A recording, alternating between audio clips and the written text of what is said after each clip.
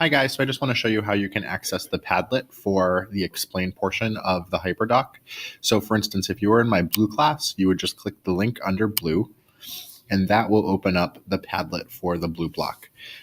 So if you notice here, I have different shelves is what they call them for each of the books.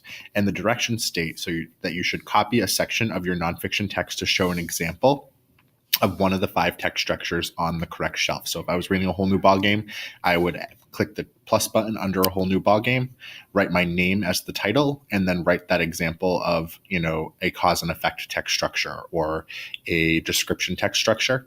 And that's not enough. You want to make sure that after you give me the text, the actual evidence from the text, that you give a little bit of information about how that text actually fits into that specific text structure.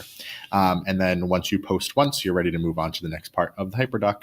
Hope you're having a good day. See you tomorrow.